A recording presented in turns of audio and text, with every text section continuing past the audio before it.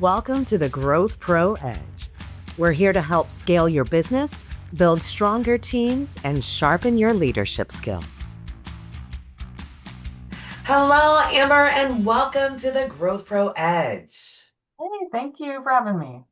So, listen, we're going to have a great conversation about how to start up your own FEC and the common mistakes that people can make. But before we do that, tell us about what you do at Betson and your history in this industry. So I actually got started by starting my own FEC, so I can tell you what to do and what definitely not to do. But I also worked for a corporate-owned family entertainment center. Now I work for Betson, and I help people make more money with their arcades. Perfect, perfect. So, starting an FEC can be really daunting, and I think a lot more complex than people think that it is. That, you just get some games, maybe get some bowling lanes, and you're good, right? But that's not remotely all that there is to it. There's a lot to happen with the FEC. So my first question is, where do you start? What's the first thing that you should be looking at if you're interested in getting into the FEC world? Well, I mean, I think you have to realize you're building an experience, not just a business, right? So you have to know your market. You have to do some market research. I say, looking back at my experience, that one of my biggest mistakes was I tried to be everything to everybody. And I think a lot of people do that, especially in smaller markets. You're like, well, I want to be, I want to attract everybody from, 5 to, 90. And that's just not practical. I mean, my 18-year-old doesn't want to hang out where my 13-year-old wants to hang out, right? They just don't. And when you look at certain concepts like a Dave and Buster's and a Chuck E. Cheese, they're essentially the same business model, right? They're a food and beverage anchored arcade. But there's one of those that I probably wouldn't go on a date night with my husband to. And there's another one that I would, right? So, what you choose in terms of colors, what you choose in terms of lighting, sound, all of that is going to make a huge difference in who you're attracting. If you're building in a smaller market, I tell people that the kids are going to come anyway. So make sure you're building for that adult market because if you're in a smaller market, you have games, they're going to come anyway. But don't build the Chuck E. Cheese. And that's where I went wrong is I put bright colors and lights and it was great. And I kind of tapped out my market about 12 years old. So I didn't get that date night traffic. Yeah, absolutely. So what are the distinguishers then between that younger market and the date night market? What do you think the things that you need to be thinking about are? Well, I think, we're all adults and we've all been on date nights with our spouses or significant others. And I think everybody's been to that bar that the lights are a little too bright, right? You're like, oh, it just feels weird, feels off, right? So, I mean, there are really subtle things like lighting, color choices. The way you plate your food, I always say that the camera eats first, right? So kids are taking pictures, adults are taking pictures of food. So if you're serving it in a paper boat or a paper plate, because you don't want to do dishes, it's just not going to cut it these days. Make it look cool, put it in a cone, or make it look nice. Right? And like seating options, right? Hmm. Having the high tops with cool chairs, maybe, and not just the benches or something like that. Yeah, and even like your pusher games and games that are going to attract a more adult audience, make sure there's a stool there. I can sit there and chunk money all day long, but if I get tired, I'm not going to. So, make sure that you're appealing to that crowd. Again, the kids are going to come anyway. That's a good point. That's a good point. And, so much of it depends on when you're looking at starting an FEC is knowing the market that you're going to have this FEC in, right? I think knowing your market and knowing your competitors, and when I say competitors, that one of the mistakes I made was not realizing that one of my competitors in my market was the national park, right? It was not, there was 2 million people coming up into my market to go to the national park. But unless it was raining, they were going to the national park. So I wasn't really capturing all those people unless the weather turned bad. And so I think you got to think outside your box when you think of competition, because your competition could be the lake. It could be any kind of activity that families or people are doing with their spare time. So that's something I wouldn't even have thought of is the national park or a lake. I'm just thinking of how many other FECs are in the area, Mhm. but Yeah, you it's got not just that. anything they're doing with their recreational time and money. Okay. That's a really, really good point.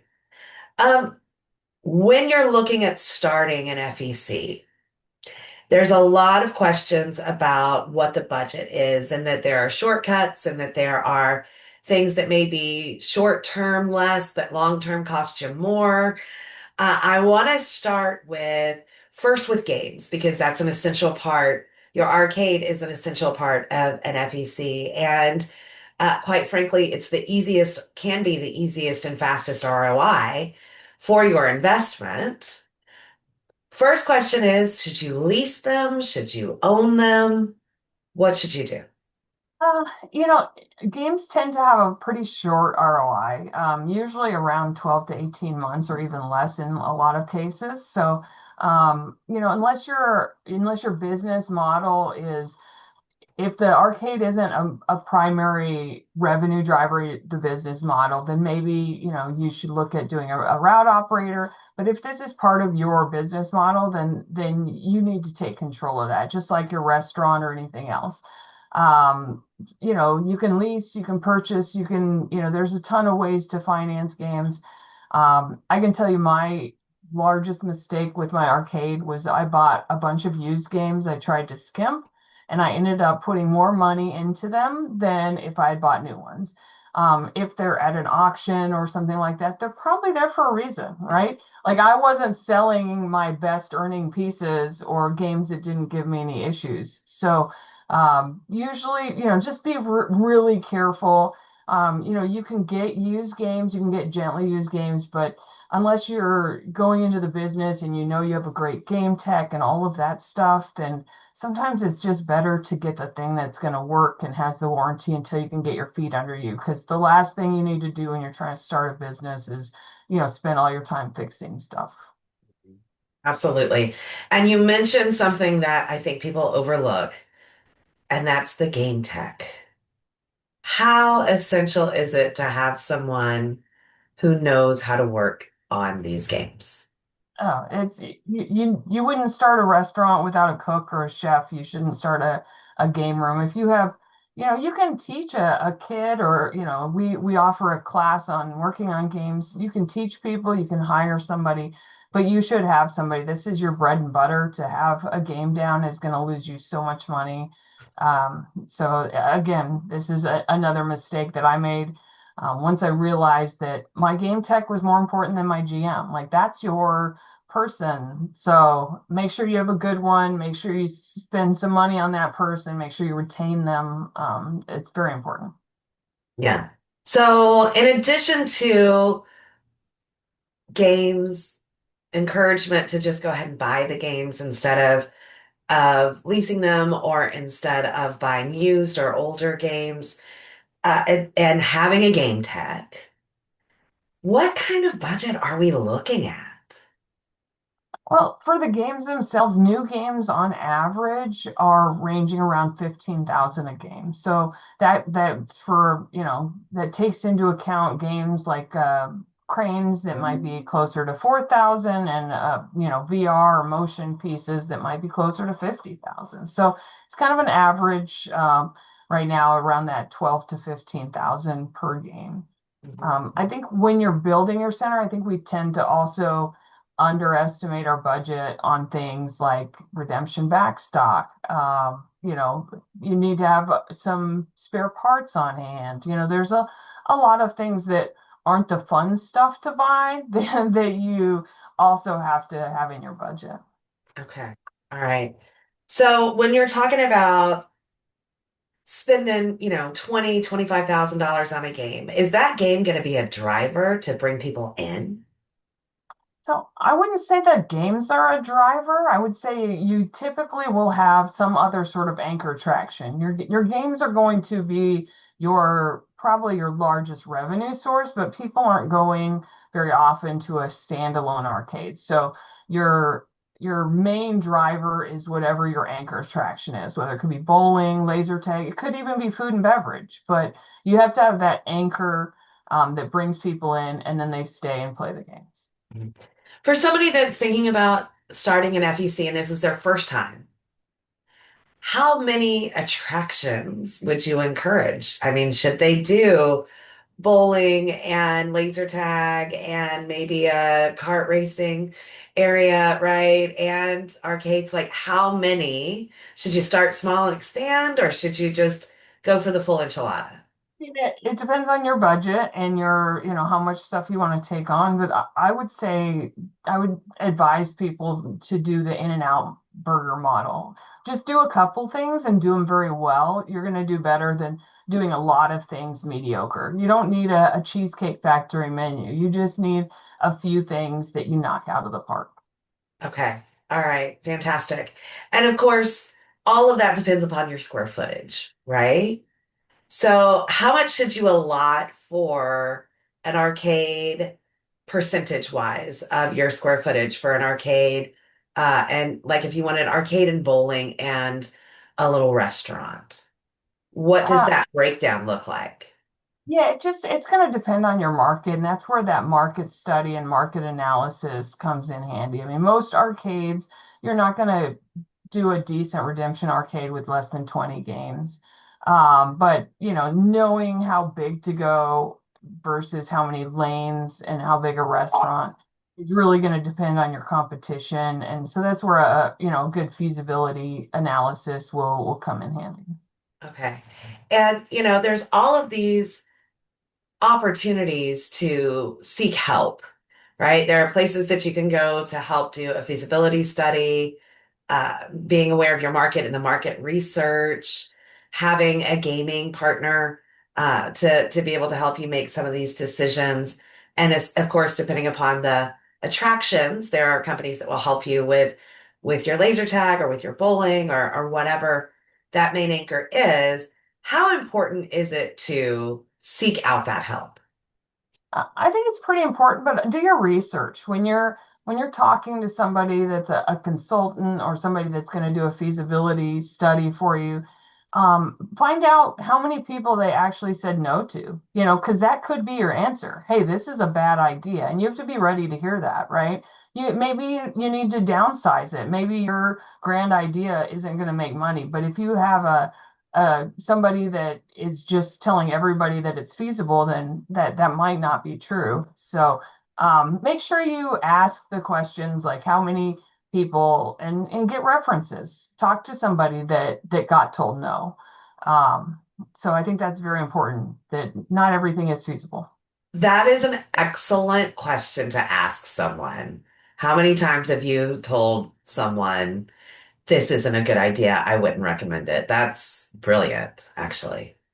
Well, I think and I know one of the things that I thought when I started, I was like, oh, kids need something to do in my market. There's nothing for kids to do. There's nowhere to have birthday parties because I was a parent and I had kids. And my vision is that my kids are going to love this place and grow up in it and they're going to have all their friends there.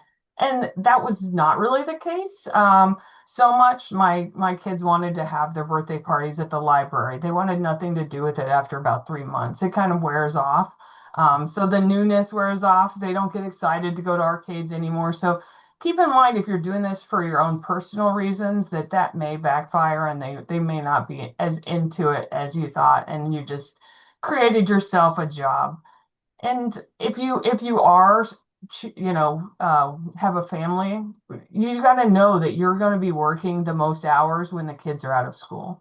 So you're probably not taking that Christmas vacation or that summer break, spring break, those kind of things. You're going to be working. Yeah, because the times that the kids are out of school is when you're most busy. Yes. Yeah. Yes. That's an excellent, excellent point. Um, so I want to also talk a little bit about the design and the layout, sort of the flow of the center. What are the best recommendations you have for that? I mean, work with an architect, make sure that there's clear sight lines, there's walkways. If you go to a large amusement park, you'll see that they kind of flow you in the direction they want you to walk, right? It's just you're automatically going there. So it's the same thing. You want your prize area up front so they can see that right away. It needs to be bright and put together and stocked. Those kind of things will drive play. Make sure you don't have games that are out of service over the weekend. Make sure you have large enough doors to move games in and out. So if you can't get parts for a game, you need to get it off your floor. So it's not just a dead game on your floor. Be better to have it missing than to have it sitting there not able to be played. Yeah. And when you talk about that line of sight, that's something that I think is often overlooked of what is the experience of the customer when they walk in. You want them to be able to immediately eyeball the redemption center because especially if there's kids, that's what they're going to want to, I want to win that thing, right? Or I want to get something out of there. So you want them to be able to see that. You want them to be able to see what your big anchor is, right? Whether it's bowling or if it's laser tag or if it's a go-kart racing, whatever that is, you want them to be able to see it. And I think sometimes people tuck things away into corners and they Yeah. can't, the people don't know it's there, so they don't utilize it. And sometimes laser tag is challenging because it needs to be a dark space. So whether you put up big screens so you can see inside or like a two-way window so people can watch inside. As much as we all want to think that, oh, we're going to entice the parents to play with their kids, some parents just want to take that time to rest or catch up on work or whatever they need to do in that space and time. So they want to release their kids and have a nice place to set up their laptop or so we can't always force them to or assume they're going to be interacting with their kids in that time. And, it doesn't mean that they're not good parents. They just have other stuff they have to do at that time. So make sure you have inviting spaces for those things. Yeah, absolutely. And that notion of, I mean, laser tag, I think is something that the entrance becomes the big thing. Make sure your entrance is really cool and bright and flashy kind of thing to so that people can see it. Because often it is back in a corner because it needs to be dark in order for inside the arena to be fun and the lasers to work and all of that good stuff. But you got to make it enticing and fun so that And people can see that entrance. you don't have to have a huge budget to make something appeal to people. And this is where your staff and how you train your staff comes into play. So, maybe you don't have the biggest whatever attractions, but if you make people feel special when they come in, if you have that cheers effect when they come in and you're like, Norm, and welcome back and I hope to see you next time, those things go so much further than the actual attraction. I mean, we used to build the best haunted house on a budget, and our staff would each take on a room and space and come up with creative, very do-it-yourself things. And we had some of the best scares. So you don't have to have a huge budget to make it special. You just have to be creative and make sure people have that experience and that feeling when they leave. Yeah. And that's something that when you're starting out and I'm just building the building, the staff and the personnel becomes the afterthought sometimes, Mhm. which I think is also a mistake. Right? Of making sure that you have a pipeline for getting that talent that can come work there and relationships with the schools in the area and, the opportunity to bring in folks that are going to be engaged as your frontline staff because you can build the most beautiful center in the world, but if your staff isn't up to par, it doesn't matter. Yeah, your staff is going to make or break your business, right? They're going to make you more money or lose you more money than any attraction will. So, why we invest so little in the biggest thing that's going to make you money is, it's just one of those things. It's not as fun, right? It's not a fun thing. And I mean, that's why I love selling games because they're fun. Everybody wants to talk to me about buying games, but they don't necessarily always want to talk about training. It's just not, it's like talking about taxes. It's like a necessary evil, right? But training can be fun, right? If you Yeah. do it right. But it's something that people overlook so Mhm. often. And, I want to make sure that we touched on that too, of the essentialness of that's got to be a part of your plan. Just as important as your design plan and your equipment purchases is your staff and thinking about your staff. Well, and So, I think another thing that I made a mistake was I went straight into a grand opening and I didn't do a soft opening. And that is a huge mistake because I learned so much at the grand opening, but that's your first impression. So, you might have burned bridges that you can't repair. So, make sure you do a soft opening with people that are forgivable or forgiving, because that's gonna help you and your staff learn where you need to tweak before the grand opening. absolutely. And the people that you're inviting to their friends and family will be honest and won't just say, "It's perfect." But listen, I had to wait about 10 minutes to get my soda, or, this game was broken, or whatever the issue may be, because there's going to be issues. That's why we have soft launches. That's why we have previews and plays, right? Even Broadway just doesn't go straight from rehearsal to first opening night. They've got previews. So that opportunity to have that learning and make the tweaks that you need before the grand impression, because as you said, once you open those doors fully, that first impression will stay with them. And if it's not a good one, it's not good. Well, and I think the other thing that people underestimate with our industry is that it is always growing and evolving. So you have to have that as part of your business plan is how to reinvent yourself and reimagine yourself each year, because otherwise you will get stale. I mean, you'll see that with some of the older bowling centers and older theaters that are now trying to, basically rebuild from scratch because they didn't keep up, right? So in our business, you have to have that reinvestment budget and don't just say, okay, I'm going to buy games and not buy them again for 20 years. You need to trade in, you need to refresh, and that needs to be an annual thing. So you have to put some sort of budget aside for, not only training, but for refresh of your games and attractions. So most businesses say you're looking at about a 12 to 24 month turnaround from when you start it to when you're starting to see that break even or profit. Would you say that holds true for FECs?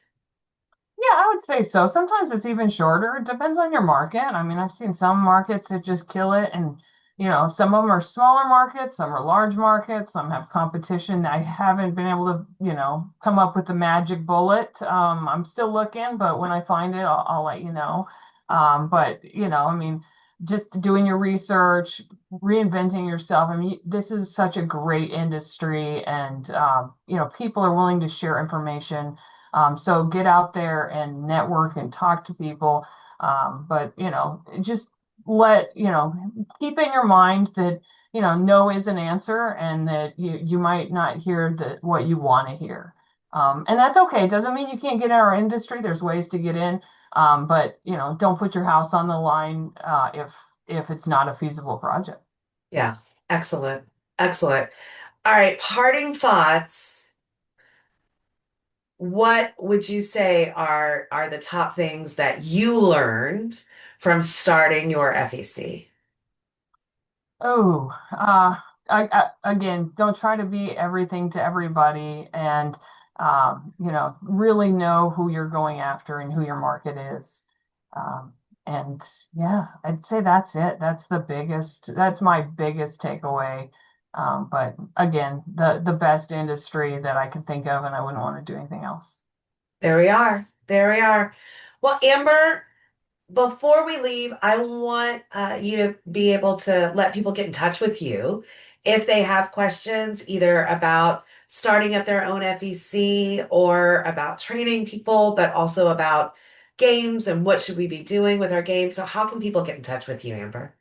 Lambert@Betson.com. I'm also on all the social medias, or you can reach out to the Pro group and they will get you in touch. Perfect. All right. Well, Amber, as always, just a pleasure talking to you. I always learn so much. And thank you for your insights and appreciate your time. If you enjoyed today's conversation and if you're ready for growth yourself, I certainly hope that you look us up at thegrowthpro.com and schedule a free growth call with one of our coaches.